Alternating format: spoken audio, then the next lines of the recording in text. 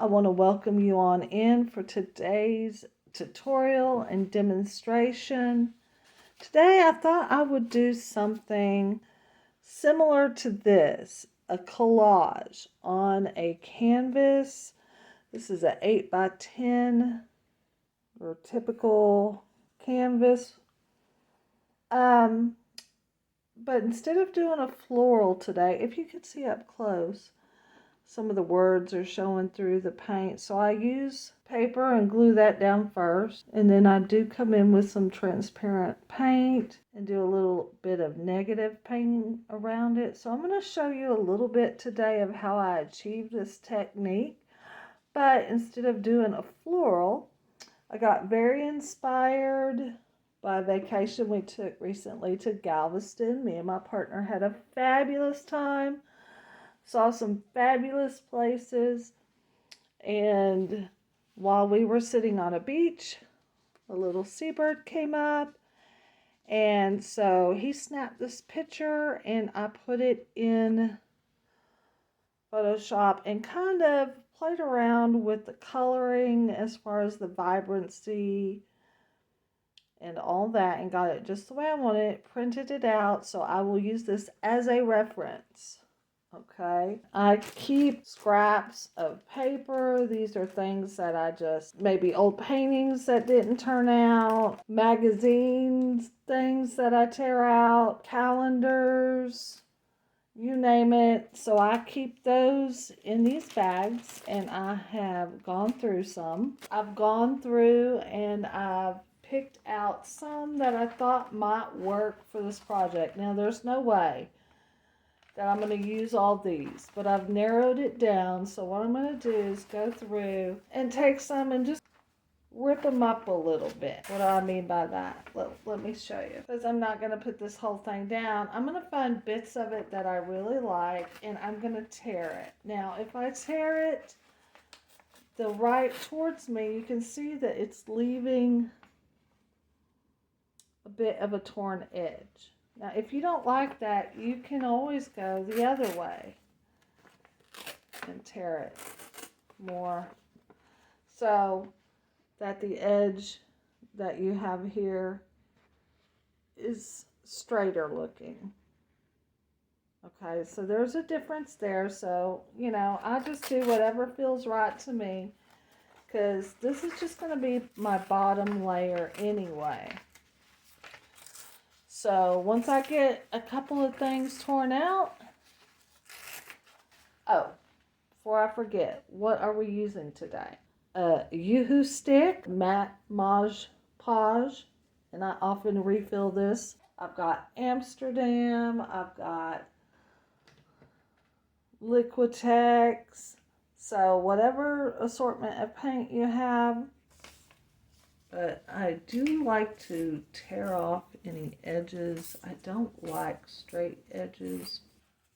I actually like doing this part of the project, like tearing my paper and all that is like busy work when I'm like watching TV or things like that. So now here I do have a photo that came in a frame that has some waves to it, some lines to it. I'll probably use some of this as well. So I also have some pieces with writing. I think this was a copy of a letter that my grandmother actually wrote. Even photos that are black and white that come in frames or magazines that you might find can work to add texture into our project. And little scraps from, this is from a calendar. So I saved these little bits to glue them here and there. This is all a very intuitive process for me. I'm really not trying to overthink anything.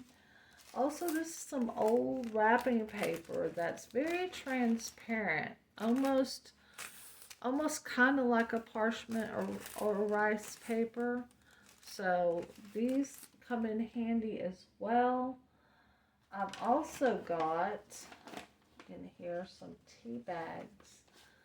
I like to save the dried out tea bags and use these in my works as well. They dry very transparent and they take color very well.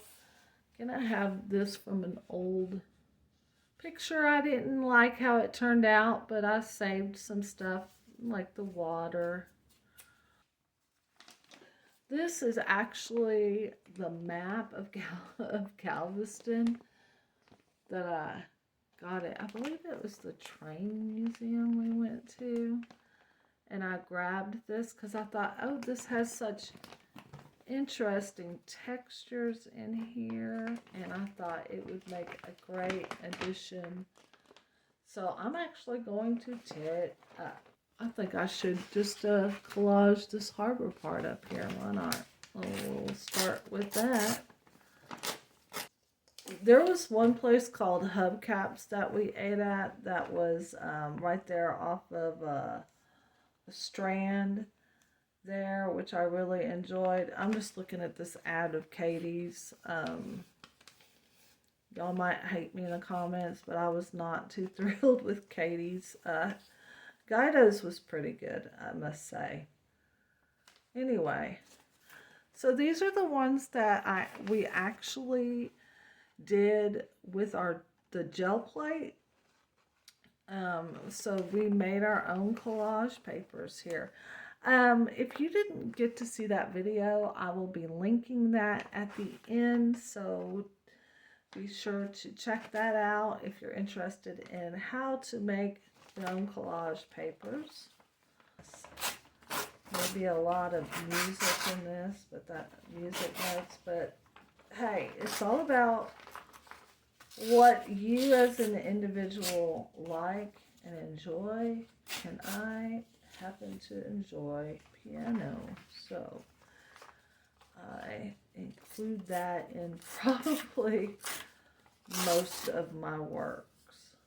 So what I'm doing here is I've just got an old magazine. It was a local magazine. It so happened to be talking about vacation places, but I'm gonna, and again, I've wiped my brayer off. Sometimes I do stamping, whatever I can do to get rid of extra paint. That's what I like to do. And I love it when the words or the pictures are just kind of showing through a bit.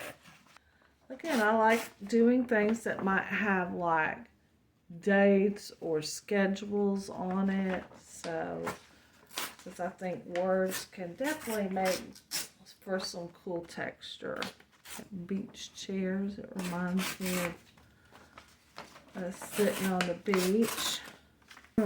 All right, so here I have a canvas that's an 8x10, and I have previously gessoed it and let it completely dry. I also am going to use a little bit of water here to go and thin out my glue when I need to. A very cheap paintbrush that I can apply some of this glue with. So now I'm just going to start gluing paper down without thinking too much of where it's going to go. So I'm going to lay out a few pieces, and I will probably be going as I want to a little bit. I think that kind of looks good. It's a little bit like the ground or whatever. I'm just going to start piecing it together. For the bottom layer, I'm just going to use my matte Mod Podge. Matte means it's not got that shiny finish. And I'm just going to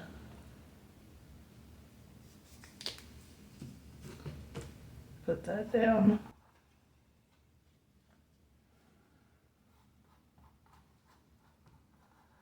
And smooth it out. Alright, so I do sometimes use like a hard plastic scraper. I'm going to go ahead and include the side and do a wraparound on my canvas here. I'm on canvas some of this. And I'm just going to begin to fill in my canvas with paper. I'm really not going to fuss too much about the colors because I can always paint over it. Some collage artists work only in black and white until their final layer. I like to do a combination, all from experimenting and just going with whatever intuitively is in my gut, my creative juices. I just really don't overthink it. Now, this one seems to be bubbling a little bit, but is a little bit of a different paper I'm using here on that. But if I just be patient and keep working with it, I'm not going to worry if there's a couple of creases or bubbles, because honestly, that gives us a little bit more texture. I think what I'm going to do is start here on the edge and wrap it around. Oh, get this, help the paper wrap around briefly. I'm going to go ahead and come over the top with a little bit. Get some of these edges here to lay down. Some people say that they've had a problem with Mod Podge cracking, or I've never experienced that, I have to say. And I don't know the circumstances and what that happened, like what was their environment like, things like that. I have no idea. Let me know in the comments down below if you've experienced anything like that using Mod Podge. I do tend to like bottles that I can pour and just kind of quickly recap. That's a fun thing I find about just freeing yourself of all expectations and just coming in and following your intuition as you go. I'm not going to overthink this.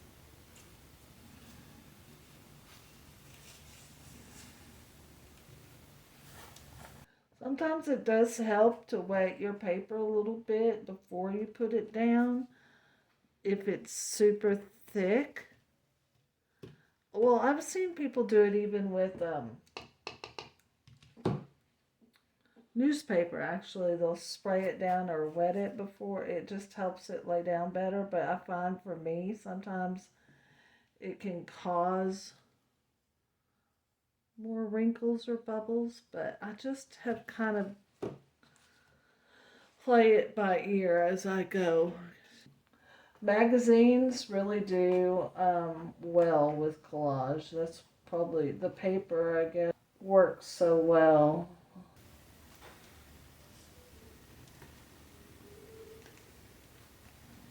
I do want to use some of my map maybe up here.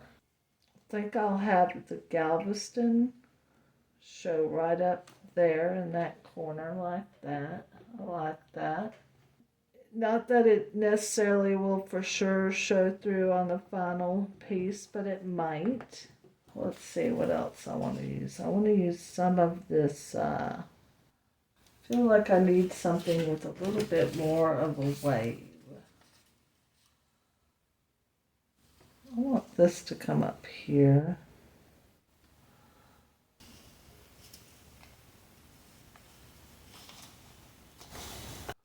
There is just something satisfying about filling a canvas. I want to put that there.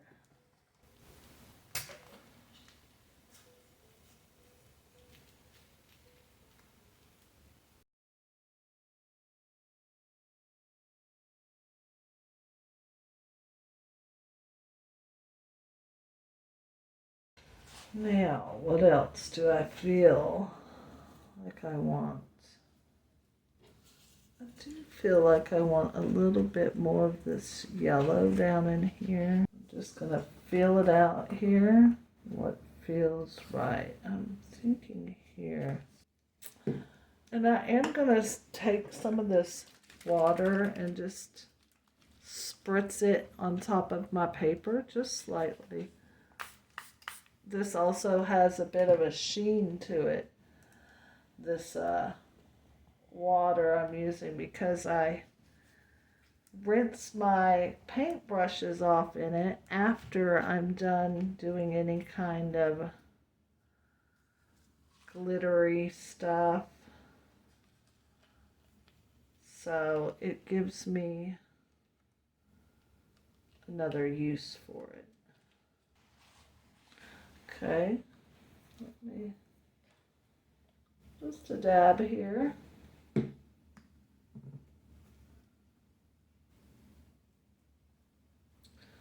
Get the edges to lay down. I'm liking how it's turning out. Now let's see. As you can see, it's a very transparent.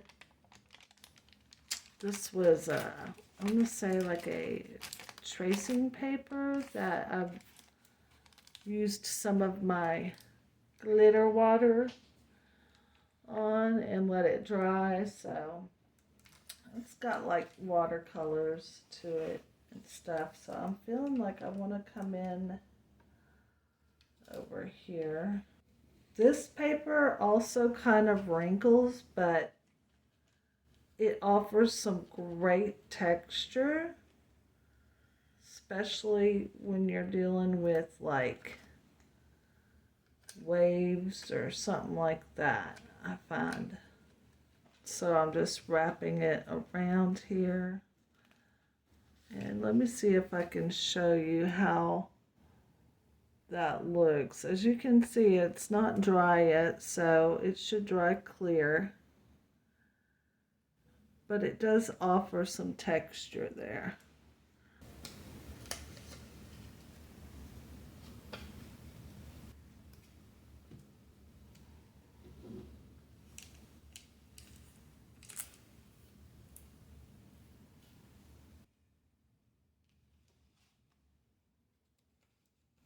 I feel like this would go cute up here in this corner. Sometimes you have to move it around a little bit until you do get it just feels or looks right to you. You know it when you see it.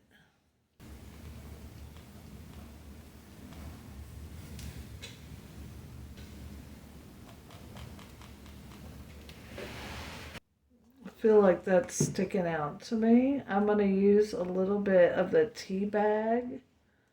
So you see how this edge is kind of sticking up and bothering me. I'm going to go ahead and use part of my tea bag on that. I'm going to try to smooth that area just a bit.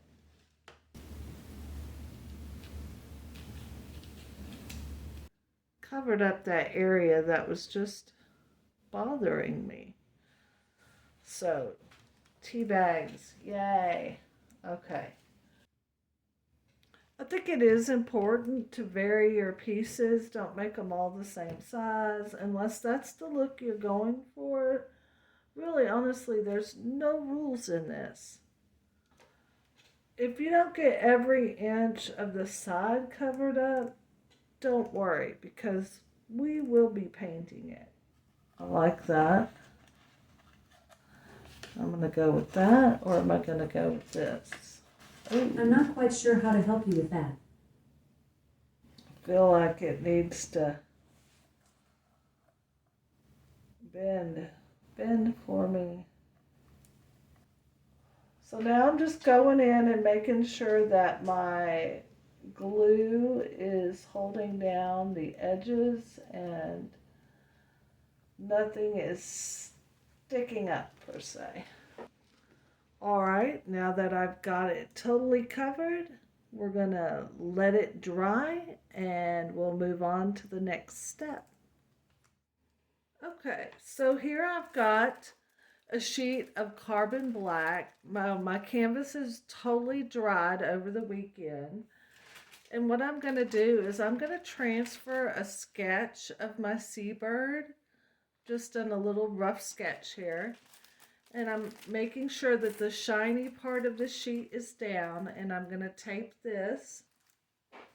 Alright, so then what I'm going to do is put my sketch where I want it on the canvas. Kind of feeling where I want it to go. I feel good with that, so I'm going to tape that and hold that down. And now I used a black HB to do the original sketch. So I can tell where I'm drawing. I'm going to use a colored pencil just so I can see where I'm making my lines. I'm going to make sure I give it some good pressure on the tip of the pencil. Not too much of where my hand's resting. And I'm just going to come in here and trace over my seabird. This is going to give us some lines to work with here. Nothing needs to be precise. Actually, I think the rougher the sketch is, the better it turns out. Alright, now let's try its legs. I think that is gonna leave this indication of the shadow here in it. Alright, now let's see how that looks once we remove. So let's see here. And if we've missed any parts, then we can just go in with a pencil, pen, whatever. Okay, so you can see it's transferred over. Now, this is the part we're going to start painting. So I'm going to just kind of start painting, I believe, the background first, because that makes more sense to me to work from the back and come forward. I also do like to keep in mind which paints are more transparent on their own, right? For today, we're going to be using acrylics, and I'm going to use this Floetrol medium with it. And it's going to help my layers become even more transparent without having to water down the paints too much. I think I'm going to start here in the ocean. And I know I pretty much want like a phthalo blue mixed with maybe an ultramarine. Craft paints will also work, such as your apple barrel and all that. But I've also, even though I've not experienced it, I've heard other artists have issues with cracking or building up layers. Anyway, all right. Brush. I'm going to go ahead and just mix it with my brush, actually. I'm going to go ahead and just add in a little bit of the Floetrol. Just want it to kind of have a flowy feel to it.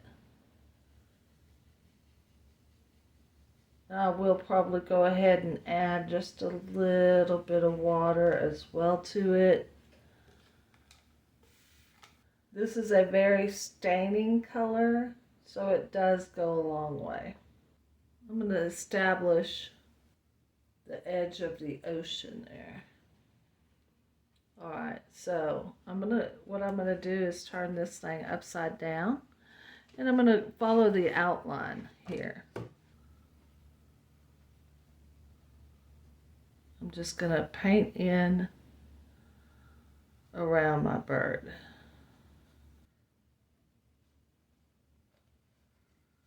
So I'm doing a bit of negative painting, and we're gonna go over this until we get it the way we want it, meaning you can put on as many layers as you want to. Now, another trick I like to do is while it's still wet, if I want to go in and spritz it with something, Maybe I'll do a little of that later. It's still way too early for that. But I also, if like I want to spritz on some glitter or something, I try to do it when it's still wet. And if I want to go a little darker in areas, I can just come into more of the ultramarine. I'm really trying to avoid anything too precise at this time. You can see the transparency here. And some of this colored paper that we did, that's going to show through too. Okay, now I'm going to work here more on the sand part. Any extra paint that I have, I usually just brush on to like paper or something and let it dry to use for collages. I'll take some stamps or different and I'll make extra collage papers that way as well. So, and I'm going to basically do the same thing. I'm going to come in here and follow the outline of the bird.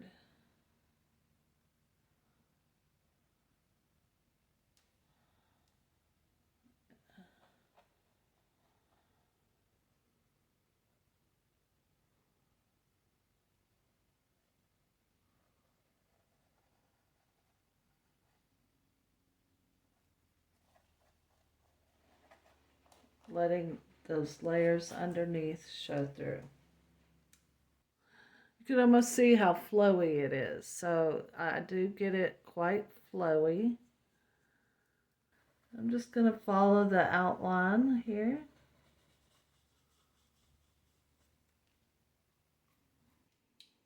But what keeps it so varied is the paper underneath. Your base layer, you've already got a good start at variation and texture. So really the top is just filling in color, but doing it in transparent layers. Okay, so while that's drying a bit, I am gonna use a little bit of this Liquitex turquoise blue. I keep calling it a teal, but it is a turquoise, and I'm using some of this Amsterdam titanium white. And I'm gonna go on just a bit thicker here on these areas.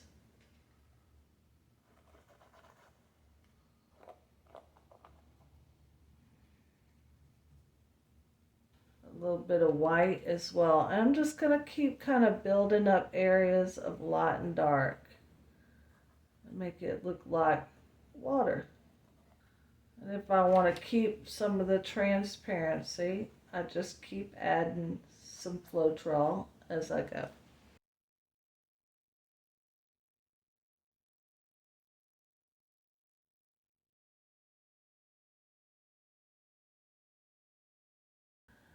Get some shadows up under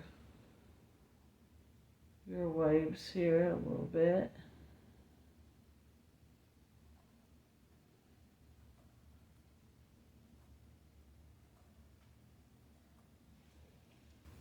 I'm going to come start darkening some of this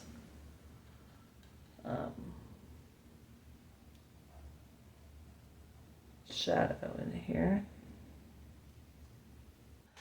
And if I want to continue to thin it out a little bit on the edges, I just add a little bit more of the Floetrol here.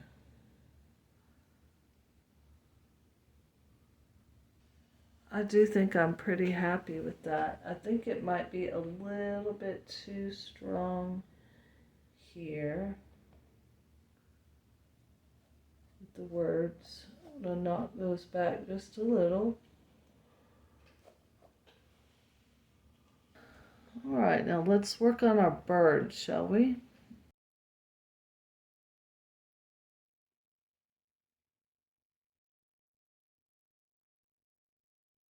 And we have some up in here as well. kind of using a master color here. That means by mixing several of the colors I'm already using to make my gray.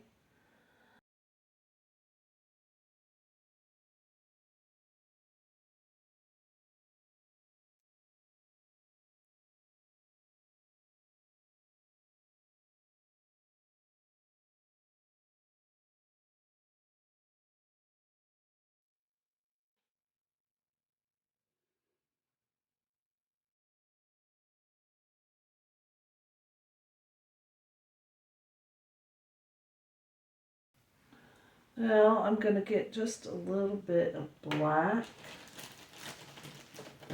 and add that to my gray. And for this part, I'm not going to add any of the Floetrol because I want it to be thick and very opaque.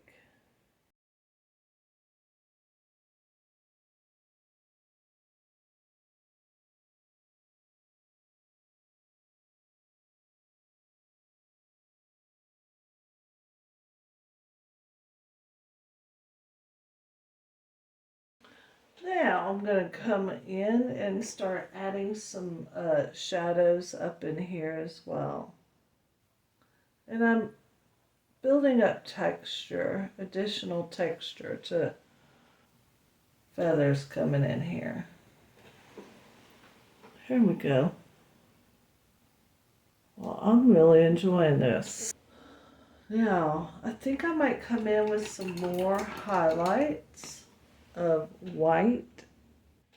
It's looking good, but I do want to let it dry just a little bit before I finish the eye, but I do want to come in with some white.